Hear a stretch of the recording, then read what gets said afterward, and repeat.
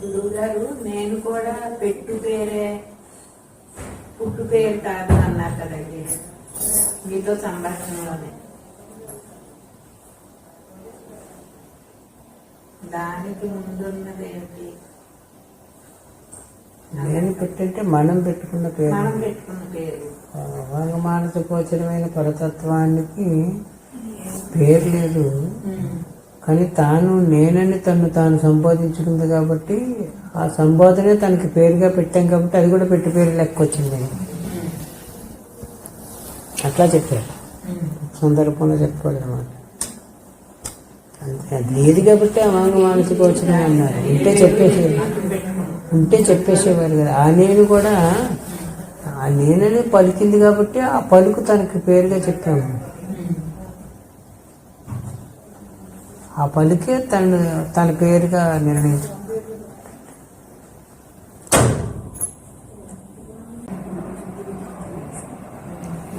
కానీ మనకు అదే ఆధారం, మనకి అవసరం లేదండి. మనకు అదే ఆధారం. ఏది ఆధారం అంటే తన పలికే తనని చూడడానికి చూపించడానికి దారి అవుతుంది అన్నమాట. ఇప్పుడు మాట చెప్పారు భగవాన్, ఏం చెప్పారండి అక్కడే ఒక మాట చెప్పారు. కుక్కకు నీచమే నేనే గుర్తుకొని వెదకి నీ చేరును అరుణాచల.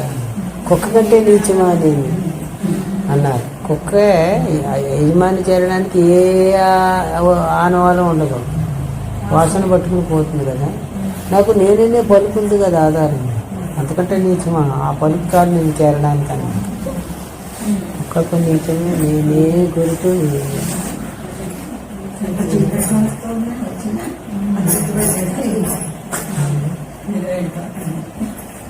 వెదకి నేను చేరుతున్నాను అరుణాచలం. కాబట్టి ఆ నేననే పలుకు ఆ పలికే ఆధారమయ్యింది అంటున్నాను. వాడికి ఆ పలుకు ఉంది కాబట్టి పలుకున ఆశ్రయించుకోండి. పర్వాలేదు అని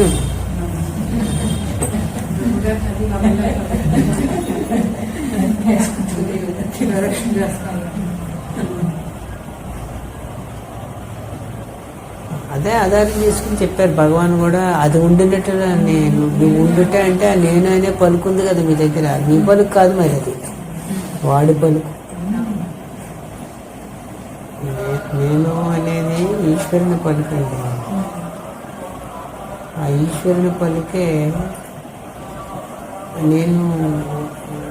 రాజలక్ష్మి ఏదో పేరు ఉంది కదా, మీ పేరుతోటి సంబోధిస్తుంది. పట్టయ్య అనే పేరుతో సంబోధిస్తుంది, కుమారి అనే పేరుతో సంబోధిస్తుంది. ఇట్లా అన్ని పేర్లతోటి తానే సంబోధిస్తుంది. ఆ మొదట సంబోధించేది తనే, తర్వాత పట్టయ్య సంబోధించేది పట్టయ్య అవుతుంది. పట్టయ్య నేను అంటే పట్టయ్య వరకు అర్థం వస్తుంది. పట్టయ్యకు ముందు నేను పట్టయ్య అంటే నేను లెక్కకు వస్తుంది అన్నమాట. నేను పట్టయ్య అన్న తర్వాత పట్టయ్యకి శక్తి ఏర్పడ్డ తర్వాత పట్టయ్య నేను అంటున్నాడు. పట్టయ్యకి ఉనికినిచ్చింది నేను.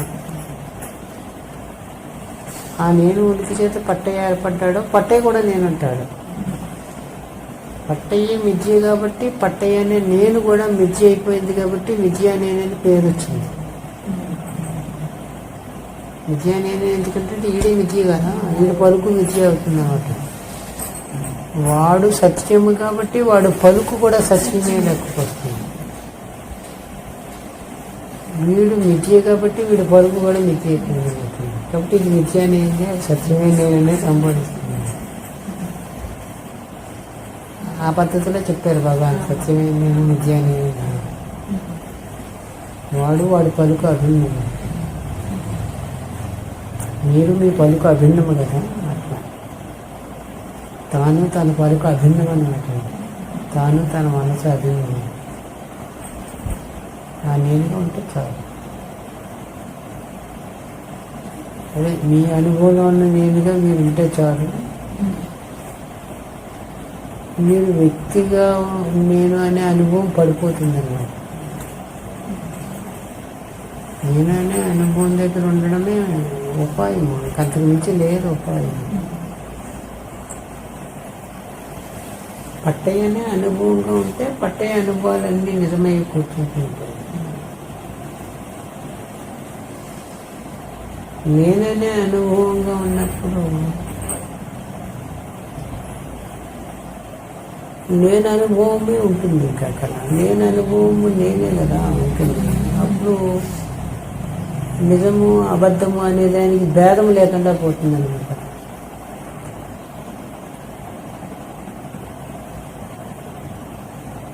తాను సత్యము కాబట్టి తన పలుకు సత్యం అవుతుంది.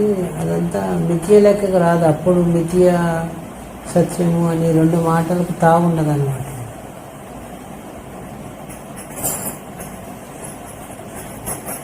కళ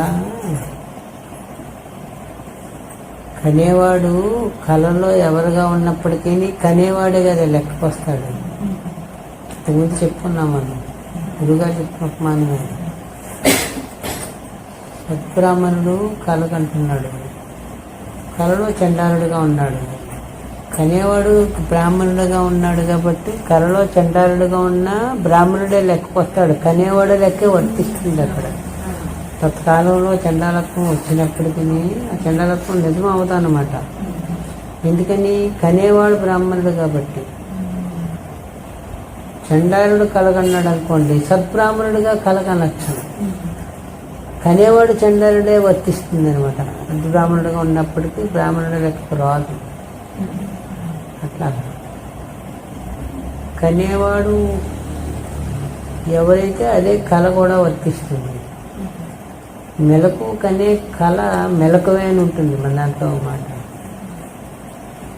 మెలకువ కంటుంది కళ, మెలకువ కంటుంది అనే వ్యక్తి మీకుండి కనే కళ మెలకువే లెక్కకు వస్తుంది, కళ లెక్కకు రాదు. మెలకు కనే కళ మెలకువే. ఆ మెలకువే తాననే చెప్తూ ఉంటుంది. ఆ జ్ఞప్తి లేనప్పుడు కళలో కానీ కళే లెక్కకు వస్తుంది. మీరు కళలో మీరు కలగన్నారు, కళ ఆల్రెడీ కళలో ఉన్నారు. ఈ కళలో మళ్ళీ నిద్రపోయి ఇంకో కలగంటారు. ఆ కళలో మెలకు ఉండొచ్చు కాక. ఆ మెలకు అయినా సరే కళలో మెలకువే కదా, మెలకువ లెక్కకు రాదన్నమాట. కళలో మెలకువ కళే, మెలకు అయినప్పటికీ మెలకు కనే కళ మెలకువే కళ అయినప్పటికీ.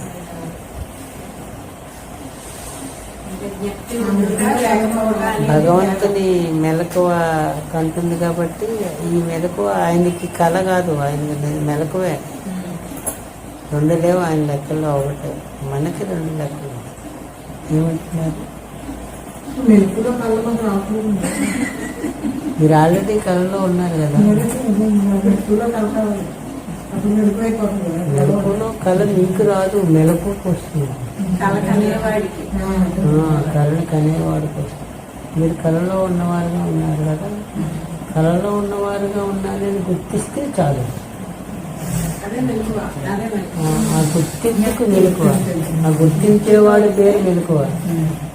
గుర్తించేవారినే మనం మెలకువ అనే పేరుతో సంబోధిస్తున్నాము. గుర్తించే ఇది కళ అని ఎవరు గుర్తిస్తున్నారో, ఏది గుర్తిస్తుందో అది మెలకువ.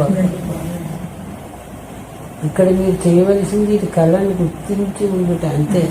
ఇంకంతకు మించి లేదు ఉపాయం. ఏం చెప్పుకున్నా కళ్ళలోకి వచ్చి చెప్పుకోవాలి అన్నారు.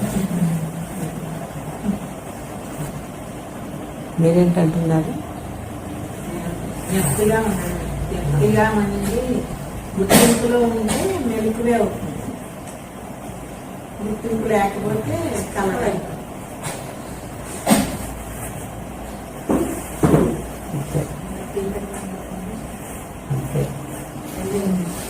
చెప్పండి. మంచిది మంచిది ఇచ్చి అప్పుడు మంచిది.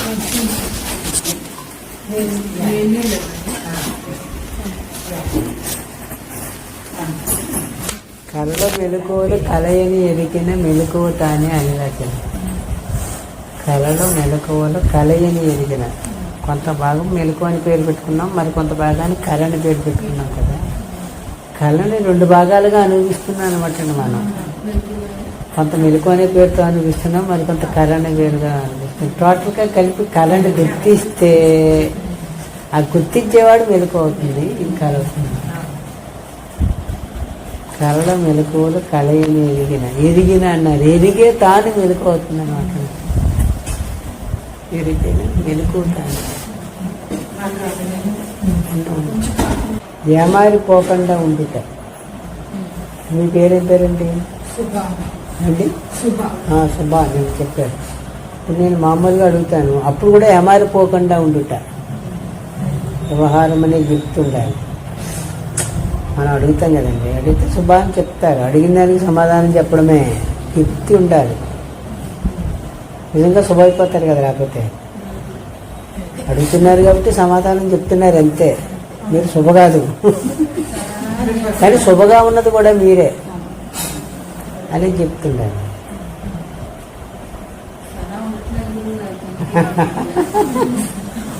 ఇంకా మీకు అర్థం అవటం లేదు. ఇక్కడ ఒక రహస్యం ఉంది. రహస్యాలే కావాలి. వణి గారికి అన్ని రహస్యాలే. ఏది చాలా బాగుంటుంది మన రహస్యం ఏంటంటే,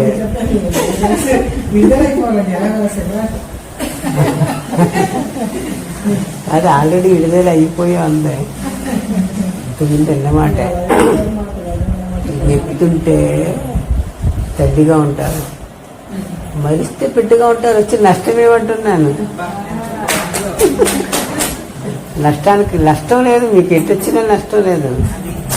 మరిచారు, మరిస్తే ఎక్కడున్నారు? పెట్టు స్థానంలోకి వచ్చేసారు. గిఫ్తుంది, తల్లి స్థానంలో ఉంటారు, లేక సాక్షిగా ఉంటారు. గిఫ్ట్గా ఉంటే మరిస్తే దృశ్యంలో భాగంగా ఉంటారు. నష్టం ఏమైంది? దృశ్యంలో భాగంగా ఉంటుంటే దాని గర్భంలో ఉన్నవాడుగా ఉంటారని అర్థం.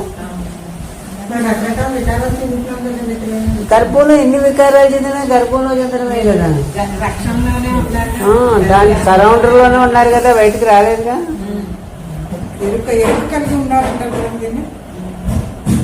మీరు కాదు, ఆ ఎరుకే కలిగి ఉన్నది అందరినీ. ఆ ఎరుక ఉన్నది సహజంగా. ఎరుక అనేది సహజ లక్షణంగా ఉన్నది. మరిచినప్పుడు బిడ్డగా ఉన్నామని గుర్తిస్తే చాలు అంటున్నాము. ఒకరికి ఎరుక ఉండడం కాదు, ఎరుకే ఉన్నది. ఎరుకలోనే మనం అందరం ఉన్నాం. ఎరుకగా ఉంటే మీరే మీ గర్భంలో మేము అందరం ఉన్నవారు లెక్కకొస్తాము. ఒకవేళ ఎరుక లేకపోతే ఆ ఎరుక గర్భంలో మీరున్నవారు లెక్కకొస్తున్నారు అంటున్నాము. ఎటొచ్చిన నష్టం ఏముంది? ఒకరికి ఎరుక కాదు. ఎరుక అనేది స్వయం అండి. ఎవరి ఎరుక కాదు, తేని ఎరుక కాదు, అది స్వయం అనమాట. ఎరుక ఉంది అంతే. అప్పుడు ఆ మాట ఎలా ఉంటుందంటే, ఆకాశంలో మీ ఆకాశముగా ఉన్నారు కదా, ఆకాశమే ఉన్నది. స్వయం ఆకాశం అనేది కదా. నేను అనే గిఫ్ట్గా మీరు ఉండడమే మీరు ఆకాశంగా ఉండడము. అప్పుడు మీ గర్భంలోనే మొత్తం అంతా ఉందని గిఫ్ట్ మీకు ఉంటుంది. అప్పుడు అర్థం మారిపోతుంది. నేను అంటే నాచే చూడబడేదంతా నేనే అని అర్థం వచ్చేస్తుంది అనమాట. నా అనే గిఫ్ట్గా మీరుండి చూస్తే మీచే చూడబడేదంతా మీలో అని గిఫ్ట్కి వచ్చేస్తుంది. గిఫ్ట్గానే ఉంటుంది. అప్పుడు మరిస్తే ఇది నిజమైపోతుంది. ఇంకొచ్చిన నష్టమేమీ లేదు. తన గర్భంలో ఉన్నవారుగా ఉంటారు. గిఫ్ట్ అనేది స్వయం. అది ఎవరి గిఫ్ట్ కాదు, దేని గిఫ్ట్ కాదు, స్వయం అన్నమాట. ఎరుకని కొన్ని పదాలు ఉన్నాయి కదా, ఎరుకని గిఫ్ట్ అంటే. మీకు అర్థం కావడం లేదు ఒక విషయం. ఇప్పుడు బిడ్డడు ఎలా ఉంటాడంటే, ఎకారాలు ఎన్ని చేష్టలు చేస్తాడు. ఉన్న తల్లి ఏమనుకుంటుంది? బిడ్డడు కదా అని ఊరుకుంటుంది అంతే. వాడు వికారాలు ఉండడం సహజం ఆ వయసులో. అట్లాగా మనం బిడ్డడుగా ఉన్నాము, వికారాలు ఉండొచ్చు, ఉన్నామండి. తల్లి బాధపోదు, మీరేం బాధపడుతుంది.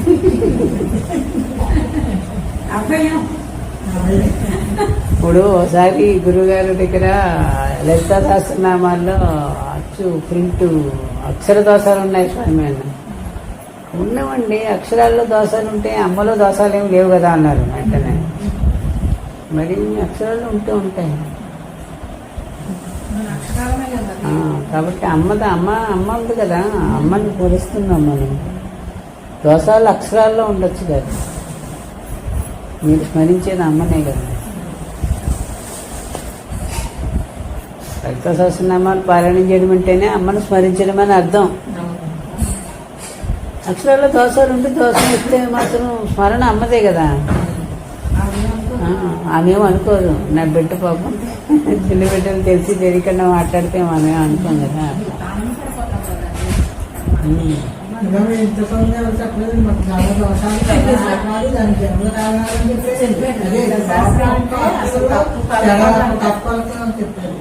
గురువుగారు అంత ఈజీగా చెప్పారు.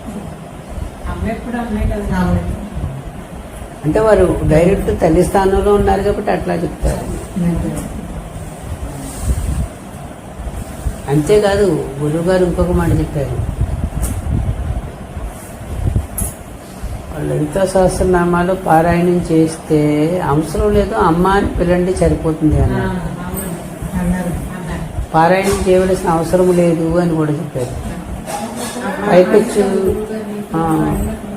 మీ అమ్మ దగ్గర మీరు వెళ్ళి పారాయణం చేశారనుకోండి, అప్పుడు మీ అమ్మ ఏముంటుంది మిమ్మల్ని అన్నారు. ఇదేంటి రోజు అమ్మని పిలిచేవాడు ఇప్పుడు పారాయణం చేస్తున్నాడు ఏంటంటే ఏ లక్ష కట్టించాలని. అందుగురించి అవసరం లేదని అమ్మంటే సరిపోతుంది. వ్యవహారం వేరు, వ్యవహారం కొరకు ఏదో 2 గంటల కార్యక్రమం పెట్టుకున్నారు, దాని గురించి ఏదో పారాయణం అనేది పెట్టుకుని చేస్తున్నారు, వ్యవహారం అనమాట. కానీ అమ్మ పలకడానికి అమ్మనే పాదము వ్యక్తికి సంబంధించింది కాదండి, అమ్మకి సంబంధించింది. అమ్మ అండి, అమ్మ అనే పదము అమ్మదే, ఎవరు అమ్మగా ఉన్నారో వారిదే, వ్యక్తి పదం కాదు. వ్యక్తి కూడా తాను అనుకోవచ్చు. అసలు అమ్మవారు ఎవరైతే ఉన్నారో వారినే అమ్మ అని సంపర్కిస్తున్నాం, వారే అన్ని రూపాలుగా ఉన్నారు.